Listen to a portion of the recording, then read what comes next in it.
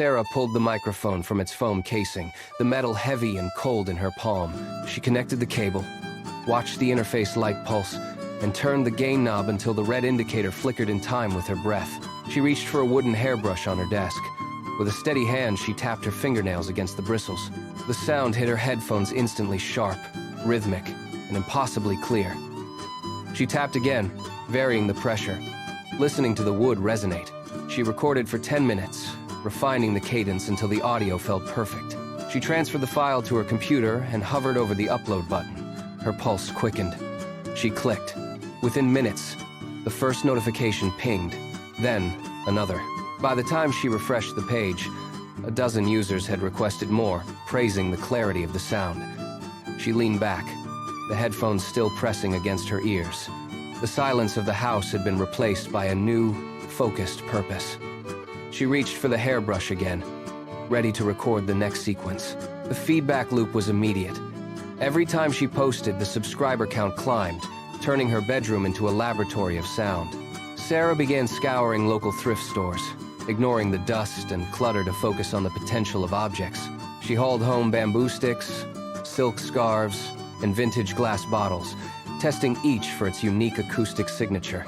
She pulled on a pair of latex gloves, stretching the material inches from the microphone to capture the sharp, rhythmic snap of the synthetic rubber.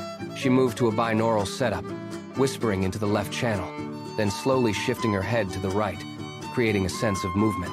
The thrill of her growing digital influence pushed her to experiment further. She crinkled plastic wrap, layered the sounds.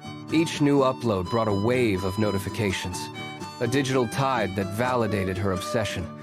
She spent her evenings mapping out the textures of the world. The subscriber numbers were no longer just digits. They were the fuel for her next discovery. She was no longer just recording. She was building a world. Sarah cleared the furniture, pushing the sofa against the wall to create a dead air zone. She moved her equipment into the center of the living room, constructing a makeshift doctor's office. She placed a pen light and a stethoscope on a tray, testing the cold, clinical click of the metal against the plastic surface. The goal was no longer experimentation, it was total control. She initiated the recording, holding her breath to avoid even the slightest rustle of fabric. For 4 hours, she moved with surgical precision, repeating the same sequence of sounds until the timing was perfect. Every time a distant car horn or a settling floorboard bled into the track, she stopped, deleted the segment, and reset. She spent 60 minutes on a single transition, editing out the hiss of the interface and the faint hum of the electricity.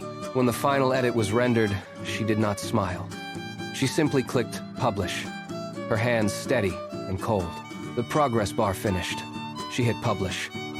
Within 60 minutes, the notification feed became a blur of activity. The view count began to tick upward, not in increments, but in a steady, relentless stream that defied the pace of her previous uploads.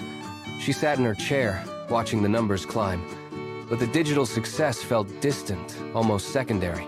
She reached for a piece of textured foam, pressing it firmly against the microphone mesh. The sound of the material compressing filled the room, a sharp, static-like crackle that drowned out the hum of the computer.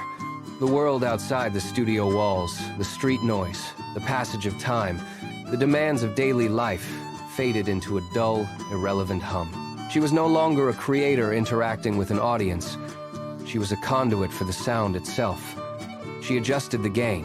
The outside world had ceased to exist, replaced by the precise, amplified texture of the foam. She leaned closer, her breath shallow. She dropped the foam.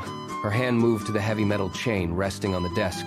She pulled it across the rough surface of a stone slab, the sound sharp, jagged, and metallic. It cut through the silence of the room, a raw vibration that she felt in her fingertips. She adjusted the headset, the leather cup sealing out the last remnants of the world beyond her walls. Her eyes closed. The room was dark, save for the rhythmic pulse of the interface lights. She reached for the record button, her finger hovering, then pressing down. The waveform began to crawl across the screen, a jagged line of pure sound. She leaned into the microphone, her breathing syncing with the scrape of metal on stone. There was no audience now, no view count, no time. There was only the friction, the resonance, and the absolute crushing weight of the sound she had created. She was gone, dissolved into the frequency, fully surrendered to the world she had built.